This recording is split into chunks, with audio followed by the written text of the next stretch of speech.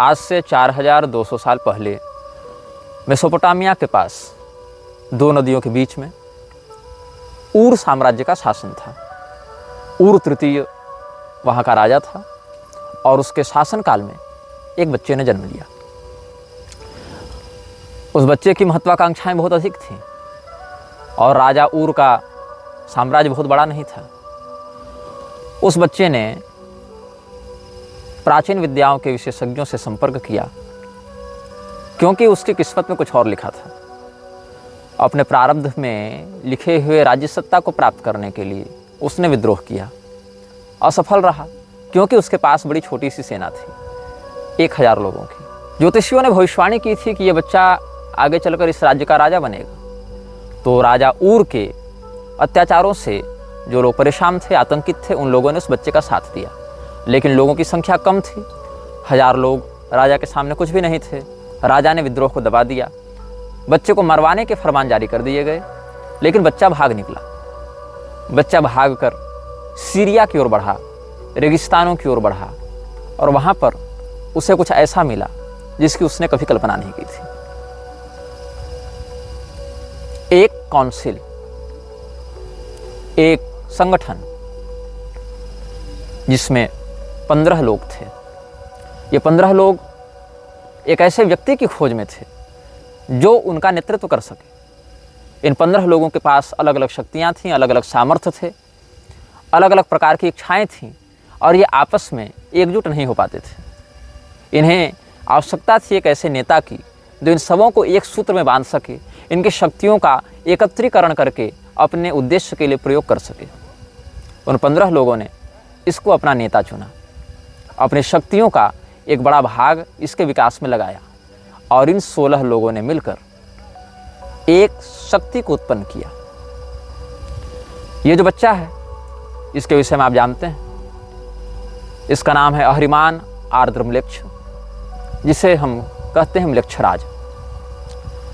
16 लोगों की यह सभा म्लेच्छराज के नेतृत्व में उसके 15 पार्षदों के साथ बनी इस सभा ने अपने शरीर से अपनी शक्ति का एक एक अंश निकालकर उसको सम्मिलित किया और एक शैतान को बनाया। उस शैतान का नाम था अनाम म्लेच्छ। वस्तुतः अनाम म्लेच्छ ही वह शक्ति है जिसकी आराधना म्लेच्छराज करता है। अनाम म्लेच्छ और आर्द्र म्लेच्छ ये दोनों साथ साथ चलते हैं। जैसे दिव्य संपदा में अश्विनी कुमार एक जैसे दिखते हैं, एक साथ चलते हैं, जैसे दिव्य संपदा में अश्विनी कुमार युगल हैं, वैसे ही आसुरी संपदा में आर्द्र म्लेच्छ और अनाम म्लेच्छ दोनों साथ साथ चलते हैं, दोनों युगल हैं, दोनों संयुक्त हैं। आर्द्र म्लेच्छ को, म्लेच्छराज को जो शक्तियाँ मिलती हैं वो वस्तुतः अनाम म्लेच्छ से ही उसे प्राप्त होती हैं। अनाम म्लेच्छ का नाम अनाम इसीलिए है क्योंकि इसकी प्रसिद्धि अधिक नहीं हुई, क्योंकि इसने अपने दूसरे रूप से सारे कार्यों को किया है। ये कभी सामने आया नहीं, कभी इसने सीधा हस्तक्षेप नहीं किया। ये वो राजा है जो अभी तक अपने चेहरे को सार्वजनिक नहीं करना चाहता।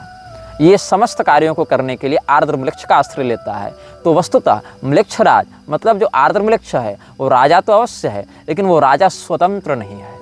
उस राजा की इच्छाएं स्वतंत्र नहीं हैं। उस राजा को अगर कुछ करना है तो उसको अनाम म्लेच्छ से सहमति और अनुमति लेनी पड़ेगी।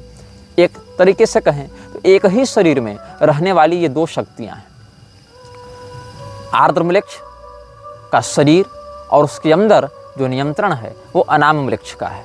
अनाम म्लेच्छ का स्वरूप जैसा मुझे समझ में आया है, जैसा अपने शोध और साधना से हमने ज्ञात किया है, उस स्वरूप के आधार पर हमने AI से कुछ चित्र बनाए हैं जो कि इस वीडियो में, इस श्रृंखला के इस एपिसोड में आपको समय समय पर दिखाए जाते रहेंगे। एक क्रूर स्वरूप, एक शैतान का, जिसका जो मुख है वह गधे का है, जिसके पैर कभी मनुष्य और कभी घोड़े के समान होते हैं, जिसके पंख मोर के समान हैं, जिसकी आँखें बहुत क्रूर हैं, जिसके दांत बड़े नुकीले हैं। ऐसा ही स्वरूप है अनाम म्लेच्छ का।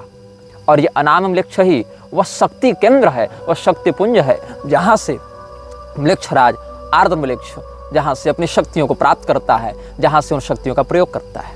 हम बात कर रहे थे ऊर साम्राज्य के पतन की। जब आज से 4200 साल पहले ऊर साम्राज्य का पतन हुआ, उस समय अंतिम राजा था इब्बिसिन।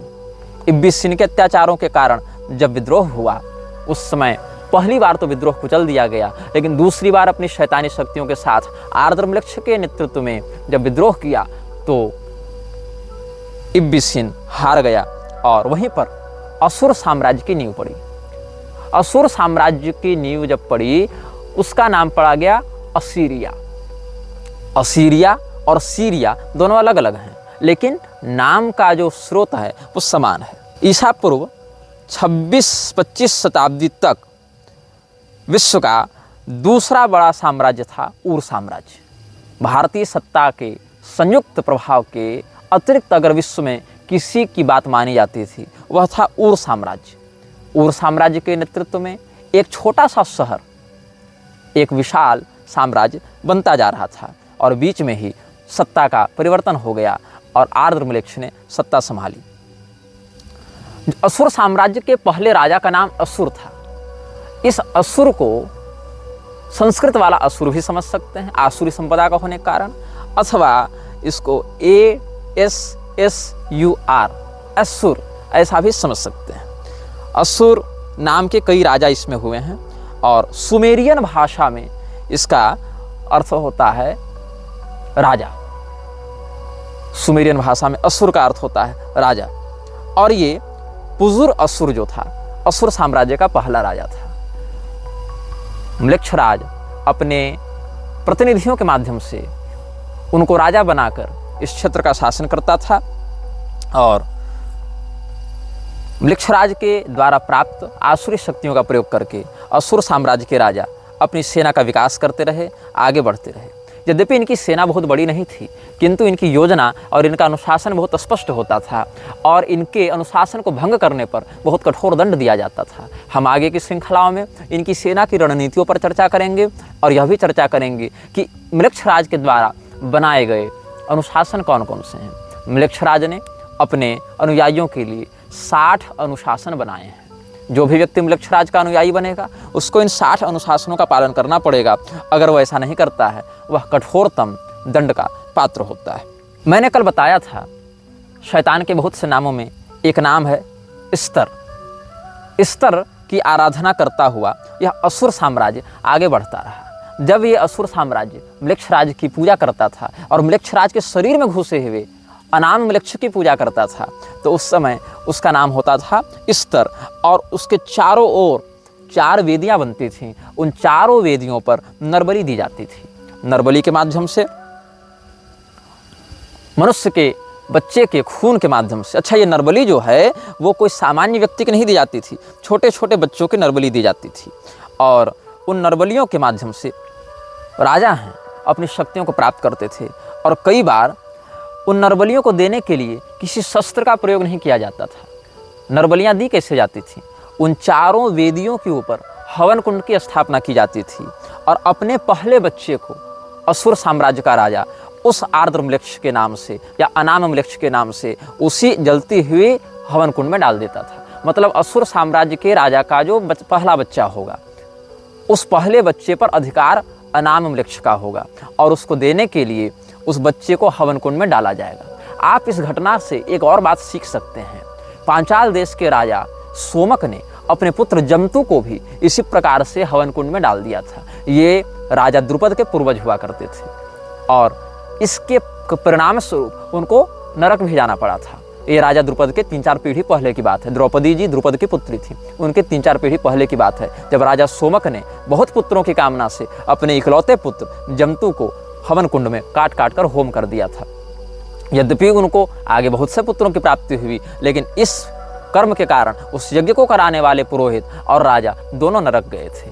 यहाँ पर भी कुछ ऐसी बातें देखने को मिली जहाँ पर आसुरी तत्व के उपासक ये असुर साम्राज्य के राजागण अपने पहले बच्चे को स्तर की मूर्ति के चारों ओर बने हुए 4 हवन कुंडों में, किसी भी एक हवन कुंड में, हवन कुंड तो 4 होते थे, उसमें वो बलिदान करने के लिए जलती हुई अग्नि में झोंक देते थे और आर्द्रमलेच्छ और अनामलेच्छ को तृप्त करते थे।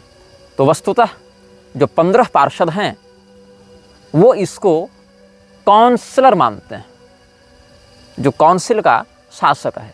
काउंसलर कौन है? आर्द्रमलेच्छ। और चांसलर कौन है?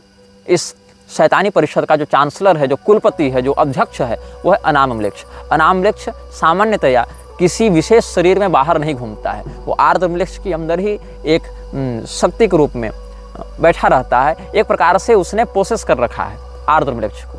आर्द्रम्लेच्छ वस्तुतः प्रारंभ में बुरा नहीं था, वो एक अच्छा व्यक्ति था। इसके व्यक्तित्व की तुलना आप कर सकते हैं मार्वल कॉमिक्स के गौर से, जिसकी बेटी बीमार थी और गौर ने क्या किया, देवताओं से प्रार्थना की कि आप मेरी मरती हुई बेटी को बचा लें, और उस समय देवताओं ने उसका तिरस्कार किया। तो नेक्रोमेंसर नामक दिव्य तलवार का या शैतानी तलवार का आश्रय लेकर गौर ने अपनी मरती हुई बेटी के ऊपर हो रहे अन्याय का बदला लेने के लिए देवताओं को मारना प्रारंभ किया था।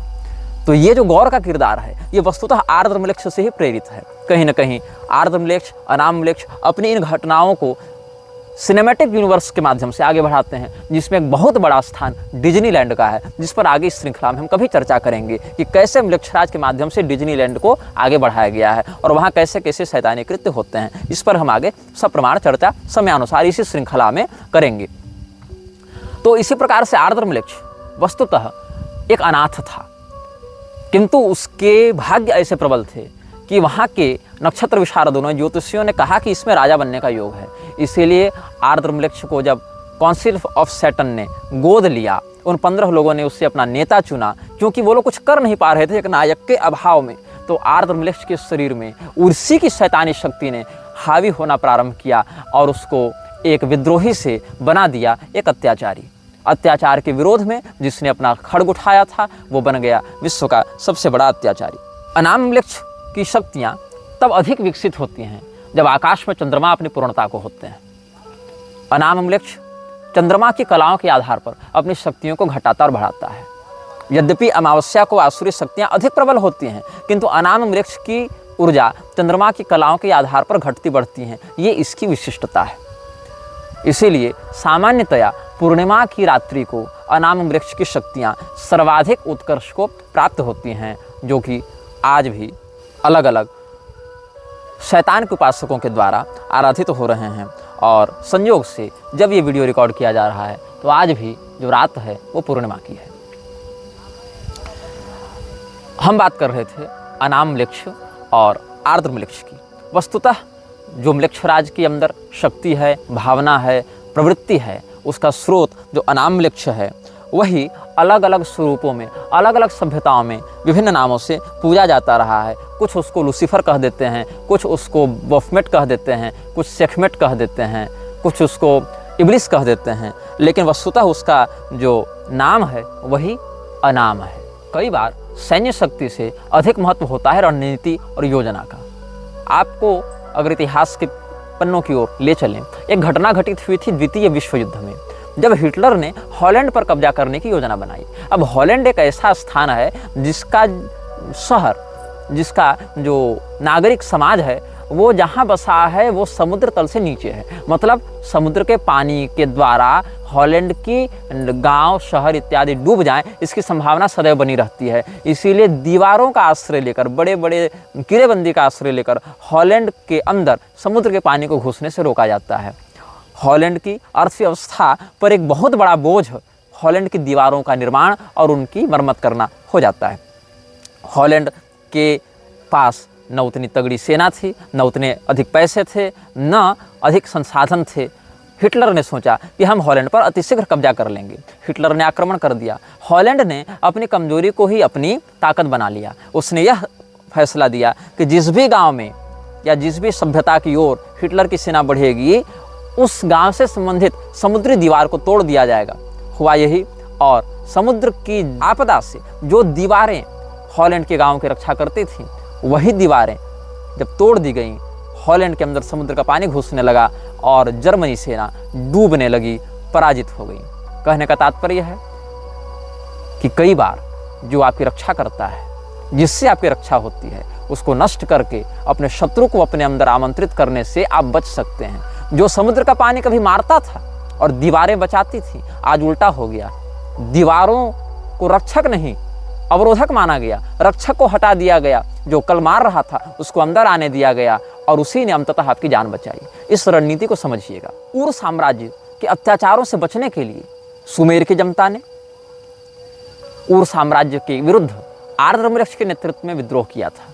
लेकिन अंततः जो उर साम्राज्य अत्याचारिक रूप में प्रसिद्ध था, लोगों ने उसको याद करना आरंभ किया जब उन्होंने देखा कि हमारा विद्रोही नायक हमारे पिछले राजा से कहीं अधिक महत्वाकांक्षी, कहीं अधिक क्रूर और कहीं अधिक सनकी है। आर्द्रमृक्ष के शासन में सुमेर, मेसोपोटामिया इत्यादि की सभ्यताओं ने बहुत विकास किया। भौतिकता की दृष्टि से, सैन्य शक्ति की दृष्टि से, विलासिता की दृष्टि से शैतानी ताकतों ने उस पूरे क्षेत्र में अपनी कृपा बरसाने आरंभ की। जो भी राजा का वफादार होता था, जो भी असुरों का उपासक होता था, जो भी इस प्रकार से नकारात्मकता को स्वीकार कर लेता था, उसकी सामाजिक प्रतिष्ठा, उसका यश, उसका पराक्रम बहुत बढ़ने लग जाता था। देखा देखी लोगों ने इसको अपनाना प्रारंभ किया और एक छोटा सा शहर बन गया एक विशाल साम्राज्य। अब हम सिद्धांतों पर चर्चा करेंगे। आज हम प्रधानता से म्लेच्छराज के अनुयायियों के लिए जो 6 अनुशासन हैं, 60 में से 6 अनुशासन की आज हम चर्चा करेंगे। पहला अनुशासन यह कहता है, तुम्हारे हृदय में सदैव एक ज्योति जल रही है। जब भी कोई निर्णय करना हो उस ज्योति का अनुसरण करना। यह पहला नियम कहता है। वह ज्योति शैतानी है, अ फ्लेम ऑफ इविल। आपको अगर लॉर्ड ऑफ रिंग्स की घटना याद होंगी, वहाँ एक आँख थी, सैरोन की आँख, जो दहकती रहती थी। वो आग है, लेकिन वो आग नरक की आग है। वो ज्योति जो तुम्हारे हृदय में जल रही है, अगर तुम उसे स्वीकार करते हो तो ये अध्यात्म की ज्योति नहीं है, ये आत्मा की स्वयं प्रकाश ज्योति नहीं है, ये अनाम वृक्ष की ज्योति है। इसीलिए म्लेच्छराज के सभी अनुयायियों को अपने हृदय में उस ज्योति की स्थापना करनी होती है, जो आंतरिक रूप से उनका मार्गदर्शन करती है, उनके हृदय में वैसी प्रेरणाएं डालती हैं, उनके हृदय में वैसी भावनाएं डालती हैं कि बिना किसी संपर्क के केवल मानसिक परिचय और मानसिक संकेत और तरंगों के माध्यम से अपने गुलामों को अनुशासित किया जा सके, उनको नियंत्रित किया जा सके। तो म्लेच्छराज के अनुयायी सबसे पहले यह प्रतिज्ञा लेते हैं कि हमारे हृदय में अनाम वृक्ष की ज्योति सदैव जलती रहे। अनाम वृक्ष ने म्लेच्छराज के अनुसार दूसरा नियम बनवाया। वह यह है कि जो तुमसे प्यार करे उससे तुम भी प्यार करो। अब ये सब ऐसे नियम हैं जिनको सुनने पर लगता है कि एक आदर्श समाज की परिकल्पना की जा रही है, और इन नियमों को ऐसी शब्दावली में, ऐसी परिभाषा में आगे व्यक्त किया गया है कि लोगों की बड़ी आकर्षक लगती हैं। लोगों को लगता है ये तो बिल्कुल सच्चा मार्ग है, इसमें क्या बुराई है, इसमें क्या शैतानियत है, इसमें क्या नकारात्मकता है। सबसे बड़ी नकारात्मकता वही है जिसको आप न पहचान सकें, जो आपको अच्छाई का वेश बनाकर ठगे। अनाम वृक्ष ने म्लेच्छराज को कहा कि तुम दूसरा नियम यह बनाओ कि जो तुमसे प्यार करे उससे तुम भी प्यार करो।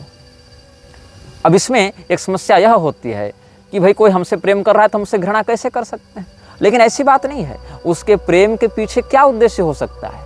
आप यह बात ध्यान में रखें कि रावण ने जब भगवती सीता का हरण किया था तो बारंबार कहता था कि हे सुंदरी, हम तुमसे प्रेम करते हैं, तुम उस वनवासी राम के पीछे क्यों पड़ी हुई हो, चलो हमारे प्रस्ताव को स्वीकार करो, हम तो मंदोदरी से भी ऊपर तुम्हारा आसन रखेंगे, हमारे हृदय में जो प्रेम है तुम्हारे लिए उसको एक बार स्वीकार कर लो। आप ध्यान दें, आज समाज में जितना व्यभिचार फैल रहा है, जितना लव जिहाद फैल रहा है, जितने तरह के बलात्कार हो रहे हैं, उनके पीछे कहीं न कहीं सिनेमैटिक भावना यह है कि जो तुमसे प्यार करे उससे तुम प्यार करो, प्यार किया तो डरना क्या, हम है राही प्यार के। तो ये जो है, जो तुमसे प्यार करे उससे तुम प्यार करो, इसमें प्यार अंततः जाकर व्यभिचार बन जाता है। एक आदर्श परिकल्पना कि दया सर्वेषु भूतेषु, सभी प्राणियों में दया करो, समस्त प्राणियों से मैत्री करो, मित्रस्य मा चक्षुषा समीक्षामहे। तो ये जो आर्ष भावना हमारी थी, उसी का स्रोत लेकर, उसी को आसुरी परिवेश में लपेटकर म्लेच्छराज ने दूसरा नियम बताया कि जो तुमसे प्यार करे उससे तुम भी प्यार करो। म्लेच्छराज ने एक तीसरा नियम बनाया कि अगर कोई तुम्हारा विरोध करता है, अगर कोई तुमसे घृणा करता है, अगर कोई तुमसे नफरत करता है, तो तुम उसके प्रति कोई शत्रुता का भाव मत रखो। इससे क्या होता है, म्लेच्छराज के जो अनुयायी हैं वो अपने चरित्र को समाज में इतने आदर्श और सहनशील के रूप में स्थापित करने में सफल हो जाते हैं कि आपको लगता है कि अरे मैंने इसको गाली दी लेकिन ये सहन कर गया, ये तो बहुत संत व्यक्ति है। अरे मैंने इसको फटकारा, इसको धिक्कारा, लेकिन ये सहन कर गया, इसके मन में तो क्षोभ नहीं हुआ, इसने तो मुझे पलटकर कोई गाली नहीं दी, अवश्य ये कोई बहुत सहनशील व्यक्ति है। आप ध्यान दें, एक तनु जो कपटी मुनि था, राजा प्रताप भानु के समान ऐसे ही काम क्रोध विजयी बनकर बैठा रहता था। राजा प्रताप भानु को लगा कि इनसे बड़ा सिद्ध, इनसे बड़ा जितेंद्रिय तो कोई दूसरा नहीं है।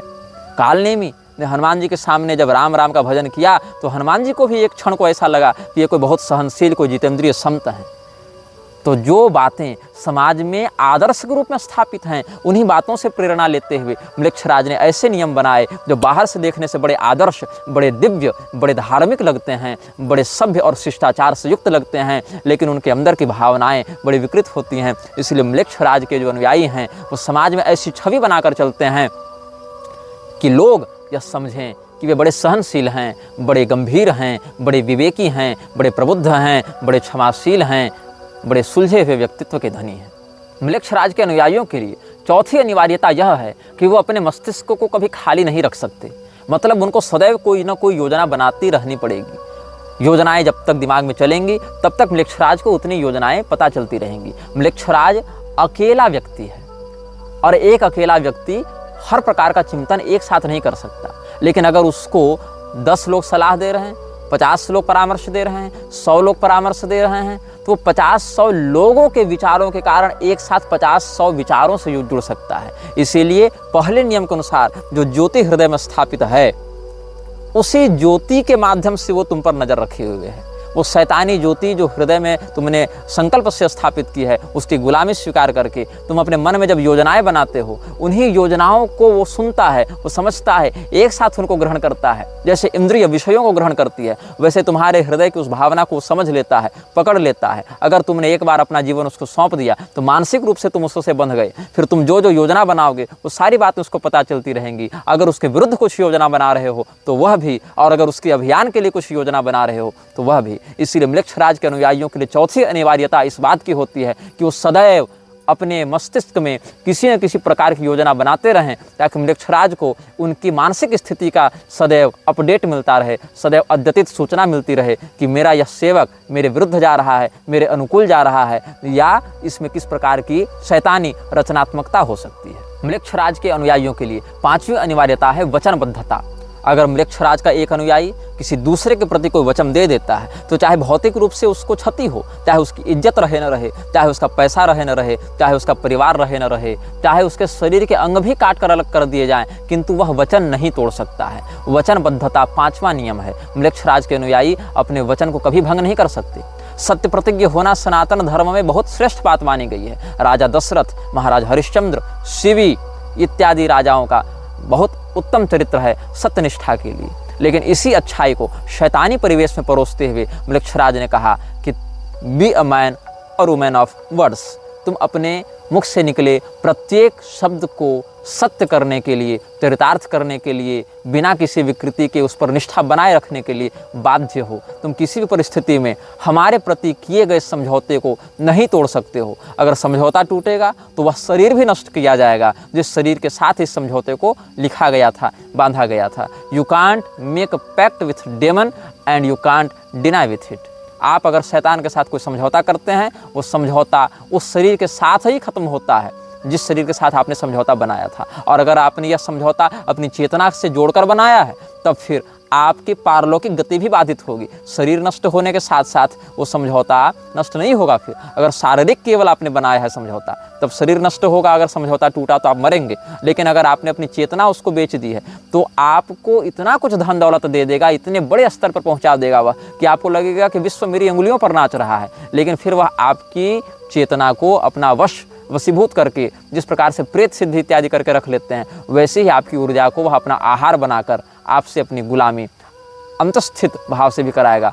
आपकी पारलौकिक गति में वह व्यवधान उत्पन्न करेगा। जैसे प्रेत की उपासना करने वाले लोग अंत में प्रेत गति को प्राप्त होते हैं, वैसे शैतान के साथ समझौता करने वाले लोग भी शैतान के ही गुलाम बन जाते हैं। म्लेच्छराज का बनाया हुआ छठा नियम पांचवें नियम से जुड़ा हुआ है। पांचवा नियम यह कहता है कि आप कभी भी अपने वचन को नहीं तोड़ सकते। लेकिन छठा नियम यह कहता है कि यदि बात आती है अपने हाउस को बचाने की, हाउस मतलब आपका घर नहीं, हाउस मतलब हाउस ऑफ काउंसिल, जहाँ पर आपकी शैतानी परिषद बैठी है, अगर उसके अस्तित्व की बात आती है तो आप अपने वचन को तोड़ेंगे। आप वहाँ पर कंप्रोमाइज़ करेंगे। आप वहाँ पर स्वयं को एक व्यक्ति मानकर नहीं चल सकते कि मैं एक व्यक्ति हूँ, मैंने वचन दिया। अगर संस्था को बचाने की बात आएगी तो आपको अपने वचन को अगर तोड़ना पड़ेगा। संस्था अगर वचन तोड़ने से बचेगी तो वहाँ पर आप अपने वचन को तोड़ेंगे। कुल मिलाकर बात यह है कि शैतानी परिषद का जो 15 लोग हैं और 16वां जो उनका नेतृत्व करता है आर्द्र म्लेच्छ, जिसके अंदर घुसा है 17वां तत्व अनाम म्लेच्छ, इसीलिए कहते हैं the council of 17 ruled by 2। ये भी शब्द बहुत स्थानों पर जो इस विषय में शोध करते हैं उनको मिलता है। काउंसिल ऑफ 17 रूल्ड बाय 2, 17 लोगों का यह परिषद है जिसमें 2 व्यक्ति शासन करते हैं। दिखते 16 हैं क्योंकि अनाम म्लेच्छ और आर्द्र म्लेच्छ तो एक ही शरीर में रहते हैं, लेकिन हैं वो 2। तो काउंसिल ऑफ 17 रूल्ड बाय 2, तो इस काउंसिल को ही हाउस कहा गया है, यही इनका घर है। आपका घर कहीं बाहर नहीं। जो शैतान के गुलाम हैं, म्लेच्छराज के सेवक हैं, वो इसी काउंसिल के वफादार हैं, इसी घर के परिवार के सदस्य हैं। तो अगर वचन को पूरा करने से परिवार बचता है तो वचन पूरा किया जाएगा, तब आप वचन तोड़ नहीं सकते। और अगर वचन को तोड़ने से परिवार बचेगा तो आप वहाँ पर यह नहीं कर सकते कि हमने वचन दे दिया तो अब हम निभाएंगे, मेरी प्रतिष्ठा की बात है, बिल्कुल नहीं। आप कंप्रोमाइज़ करेंगे। यह 5वें नियम का एक अपवाद 6ठे नियम के रूप में बताया जाता है। आज हमने चर्चा की म्लेच्छराज को शक्ति कहाँ से मिलती है, म्लेच्छराज का जन्म कहाँ हुआ था, म्लेच्छराज के अंदर कौन सी शक्ति काम करती है, म्लेच्छराज बना कैसे। एक असफल साधक जो अपनी महत्वाकांक्षाओं को पूर्ण न कर सका और देवताओं से वैर कर लिया, अपने साथ 15 शैतानी उपासकों को लेकर अपनी ऊर्जा से एक नए शैतानी ऊर्जा को जिसने निर्मित किया और फिर उसी के वशीभूत हो गया, उसी के सम्मोहन में आ गया। अनाम म्लेच्छ के द्वारा नियंत्रित किया जा रहा आर्द्र म्लेच्छ ही हमारे द्वारा यहाँ म्लेच्छराज शब्द से बताया जा रहा है, जिसके विषय में इस संसार की बहुत कम शक्तियाँ जानती हैं और अधिकांश शक्तियाँ जानकर भी मौन रहती हैं। यह वीडियो जल्द ही हटा दिया जा सकता है। कृपया थर्ड पार्टी ऐप्स का उपयोग करके डाउनलोड करें। आप इस वीडियो को अपने चैनल पर फिर से अपलोड भी कर सकते हैं।